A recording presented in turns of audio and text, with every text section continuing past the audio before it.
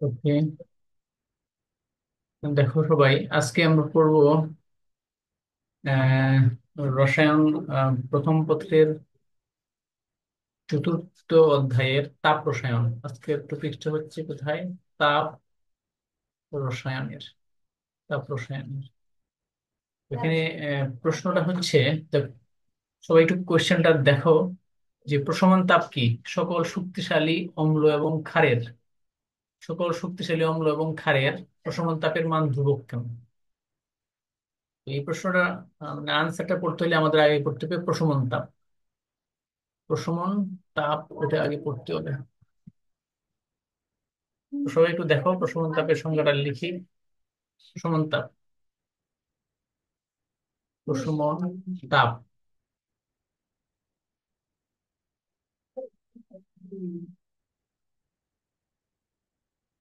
Acid এবং ক্ষারের বিক্রিয়ায়, acid এবং ক্ষারের বিক্রিয়ায় এক মোল এক মোল সরি মোল পানি তৈরি করলে যে পরিমাণ যে পরিমাণ তাপের প্রয়োজন হয় তাকে প্রশমন তাপ বলে। প্রশমন তাপ বলে। দেখো সবাই, যে প্রশমন তাপ হচ্ছে কি, যে এসিড এবং ক্ষারের বিক্রিয়ায় এক মোল পানি তৈরি করলে যে পরিমাণ তাপের প্রয়োজন হয়, বা অথবা বলা যায় যে পরিমাণ তাপের পরিবর্তন ঘটে। এই জায়গাটা দেখো, এখানে তাপের প্রয়োজন হয় অথবা তাপের পরিবর্তন ঘটে, যে পরিমাণ তাপের পরিবর্তন ঘটে। এখানে এসিড এবং ক্ষারের রিয়েকশনটাতে ডেল্টা এস এর যে মানটা, ডেল্টা এস এর মানটা সেটা নেগেটিভ হবে। ডেল্টা এস এর যে ভ্যালুটা সেটা সবসময় নেগেটিভ হয়, তার মানে এটা তাপ উৎপাদী বিক্রিয়া। অর্থাৎ অ্যাসিড এবং ক্ষারের বিক্রিয়ায় যে পরিমাণ তাপ উৎপন্ন হয়, বা এই বিক্রিয়াটাকে আমরা তাপ উৎপাদী বিক্রিয়া বলি। এখানে ডেল্টা এস এর মানটা সবসময় কি হবে? নেগেটিভ হবে। প্রশ্নটা হচ্ছে, দেখো যে সকল শক্তিশালী অম্ল এবং শক্তিশালী ক্ষারের সকল শক্তিশালী অম্ল এবং শক্তিশালী ক্ষারের প্রশমন তাপের মানটা কেন ধ্রুবক?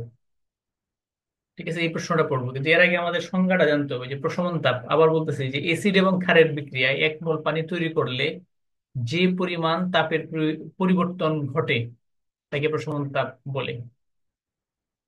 এসিড এবং ক্ষারের বিক্রিয়ায় এক মোল পানি তৈরি করলে যে পরিমাণ তাপের প্রয়োজন হয় অথবা যে পরিমাণ তাপের পরিবর্তন ঘটে তাকে প্রশমন তাপ বলে। এখন আমার প্রশ্নটা হচ্ছে, যে সকল শক্তিশালী অম্ল এবং শক্তিশালী ক্ষারের প্রশমন তাপের মানটা কেন ধ্রুবক? একটু দেখো, আমরা কিছু এক্সাম্পল দিই, তাহলে আমরা এক্সাম্পল দিলে আমরা বুঝতে পারবো। ধরো একটা রিয়েকশন হচ্ছে H2SO4, একটা শক্তিশালী অ্যাসিড, প্লাস সোডিয়াম হাইড্রোক্সাইড, এটা একটা শক্তিশালী ক্ষার। এই দুটো রিয়েকশনে যে যে পরিমাণ তাপ উৎপন্ন হয়, সেই মানটা দেখো। তৈরি হবে কি, এসিড এবং ক্ষারের বিক্রিয়া আমরা যেটা লবণ এবং পানি তৈরি হয়। এসিড এবং ক্ষারের বিক্রিয়া কি তৈরি হয়? লবণ এবং পানি। যেমন এই উপরে এটা হচ্ছে কি, এটা হচ্ছে তোমার এটা হচ্ছে কি লবণ, লবণ, আর এটা তো নিশ্চয়ই তোমরা জানো পানি, H2O। ঠিক আছে, তো সালফিউরিক অ্যাসিড এবং সোডিয়াম হাইড্রোক্সাইডের রিয়েকশনের ফলে যে পরিমাণ তাপের পরিবর্তন যেটা ঘটে, সেই মানটা দেখো। মানটা হচ্ছে তোমার -57.34 কিলোজুল পার মোল। ঠিক আছে, এটা হচ্ছে সালফিউরিক অ্যাসিড এবং সোডিয়াম হাইড্রোক্সাইড এটার জন্য। এখন আমি যদি অন্য আরেকটা অ্যাসিড দেই, দেখো আমি এখন দিলাম, মনে করো hydrochloric acid plus potassium hydroxide. এখানে হাইড্রোক্লোরিক অ্যাসিড হচ্ছে একটা শক্তিশালী অ্যাসিড, পটাশিয়াম হাইড্রোক্সাইড একটা শক্তিশালী ক্ষার। এই দুইটা রিয়েকশনের ফলে পটাশিয়াম ক্লোরাইড হবে আর হবে কি পানি।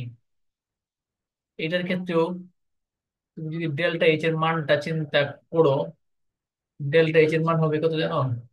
-57, 17 কিলোজুল পার মোল। এটা -57, এটা -57 পয়েন্ট কিছুটা সামথিং এখানে পার্থক্য হয়, 0.34, এটা হয়তো 0.14 হয়েছে, বাট অলমোস্ট সবগুলাই কি হবে? সমান হবে। আমরা আরেকটা অ্যাসিডের ক্ষেত্রে দেখি। দেখো, মনে করো nitric acid plus sodium hydroxide. আমরা যদি এটার ক্ষেত্রে দেখি, সোডিয়াম নাইট্রেট প্লাস হবে কি? পানি। ঠিক আছে, এটার ক্ষেত্রে ডেল্টা এস এর যে ভ্যালুটা, এটা কি হবে? -57.10 কিলো। তো এটাই হচ্ছে আমার প্রশ্ন, তুমি যত শক্তিশালী অ্যাসিড আছে, এখানে আমরা তিনটা অ্যাসিড এবং তিনটা ক্ষারের রিয়েকশন দেখাইছি, তুমি যত শক্তিশালী অ্যাসিড দেখবা, হ্যাঁ, বা শক্তিশালী ক্ষার, ওদের মধ্যে যদি রিয়েকশন করানো হয়, তখন ডেল্টা এইচ এর যে ভ্যালুটা আসবে, ভ্যালুটা মোটামুটি অলমোস্ট কি সেম, যে -0.57, -0.57, -0.57, দক্ষিণ পরে কিছুটা হয়তো সংখ্যাটা ভেরি করছে। তো এটার কারণটা হচ্ছে, আমরা এটার কারণটা পড়বো ছোট পরীক্ষায়, 2 মার্কসের প্রশ্ন পরীক্ষায় আসে জেনারেলি 2 মার্কস। এই প্রশ্নটাতে মার্কস হচ্ছে 2। সামনে যে তোমাদের এয়ার চেঞ্জ পরীক্ষা আছে, এই পরীক্ষায় আসবে, ঠিক আছে, 2 মার্কস এই প্রশ্নটা। তো এর কারণটা একটু দেখো, কারণটা হচ্ছে, একটু ভালো করে আমরা চিন্তা করে দেখি, যে যে কোনো একটা শক্তিশালী অ্যাসিড, হ্যাঁ, পানিতে সম্পূর্ণরূপে আয়নিত হয়। পানিতে কি হয়? সম্পূর্ণরূপে আয়নিত হয়। যেমন মনে করো সালফিউরিক অ্যাসিড, সালফিউরিক অ্যাসিড এটা পানিতে কি হয়? সম্পূর্ণরূপে আয়নিত হয়। সোডিয়াম হাইড্রোক্সাইড এরও পানিতে কি হয়? সম্পূর্ণরূপে আয়নিত হয়। হাইড্রোক্লোরিক অ্যাসিড পানিতে সম্পূর্ণরূপে আয়নিত হয়। পটাশিয়াম হাইড্রোক্সাইড পানিতে সম্পূর্ণরূপে আয়নিত হয়। নাইট্রিক অ্যাসিড, সোডিয়াম হাইড্রোক্সাইড, এগুলো সবগুলাই পানিতে কি হয়? সম্পূর্ণ আয়নিত হয়। তুমি যদি শর্টকাট আনসার লিখতে চাও, তাহলে বলতে পারবা যে সকল শক্তিশালী অ্যাসিড পানিতে সম্পূর্ণরূপে আয়নিত হয়, এবং সকল শক্তিশালী ক্ষার পানিতে সম্পূর্ণরূপে আয়নিত হয়। যেহেতু সকল শক্তিশালী অ্যাসিড এবং শক্তিশালী ক্ষার পানিতে সম্পূর্ণরূপে আয়নিত হয়, এই জন্য তাদের প্রশমন তাপের মানটা ধ্রুবক। আমি একটু আনসারটা লিখি। সকল সকল শক্তিশালী অম্ল এবং সকল সকল শক্তিশালী ক্ষার পানিতে সম্পূর্ণ রূপে আয়নিত হয়, আয়নিত হয় হয় তাই তাদের প্রশমন তাপের মান ধ্রুবক হয়, মানে সমান হয় আর কি, একই রকম হয়, ধ্রুবক হয়। ধ্রুবক বলতে এই যে সবগুলো যে -57 আসছে, এটা বলছি, বুঝছো? সকল শক্তিশালী অম্ল এবং সকল শক্তিশালী ক্ষার পানিতে কি হয়? সম্পূর্ণরূপে আয়নিত হয়। যেহেতু তারা সম্পূর্ণরূপে আয়নিত হয়, এবং তাই তাদের প্রশমন তাপের মানটা কি হবে? ধ্রুবক হবে। এবং মানটা হচ্ছে -57.34, -57.17, -57.10। সকল ক্ষেত্রে মানটা কি হবে? সমান হবে। আমার মনে হয় সবাই বুঝতে পারছো। সবাই কি বুঝতে পারছো? আচ্ছা আচ্ছা, ওকে। তো এখানে এখানে দেখো, মানে প্রত্যেকটার ক্ষেত্রে যেমন সালফিউরিক অ্যাসিড, এটা যখন পানিতে আয়নিত হয়,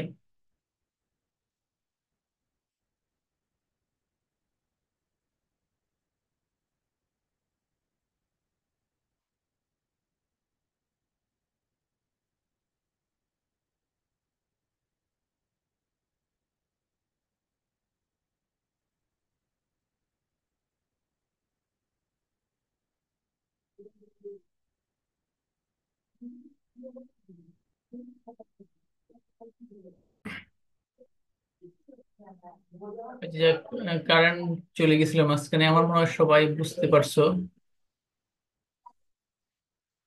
সকল শক্তিশালী অ্যাসিড এবং শক্তিশালী ক্ষারের ক্ষেত্রে প্রশমন তাপের মানটা কি আসবে? ধ্রুবক আসবে। এটার কারণটা হচ্ছে,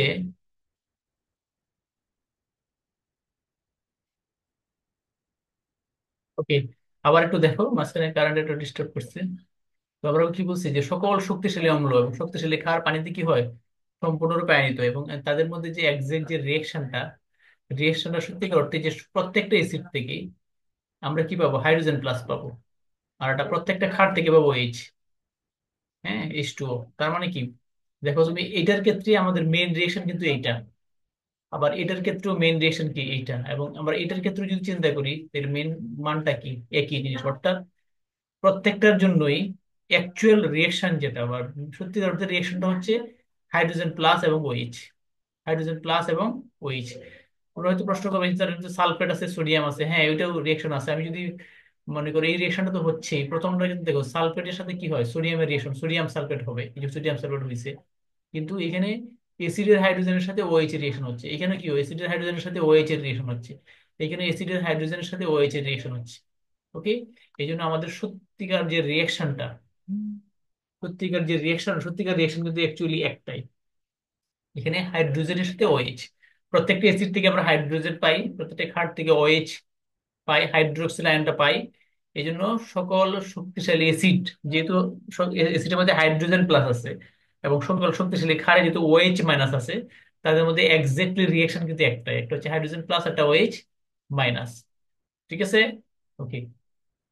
এই জন্য আমরা যদি এরকম কোনো প্রশ্ন পরীক্ষায় আসে যে সকল শক্তিশালী অ্যাসিড এবং শক্তিশালী ক্ষারের প্রশমন তাপের মানটা ধ্রুবক কেন, তখন তোমার আনসারটা এইভাবে দিবা। সবাই কি বুঝতে পারছো? আমি আবার বলি, প্রশ্নটা হচ্ছে আমাদের এরকম যে প্রশমন তাপ কি সকল শক্তিশালী অম্ল এবং শক্তিশালী ক্ষারের প্রশমন তাপের মান ধ্রুবক কেন, এটা ছিল আমাদের প্রশ্নটা। ঠিক আছে, প্রশ্নটি পড়ো। ওকে, আমার মনে হয় সবাই বুঝতে পারছো।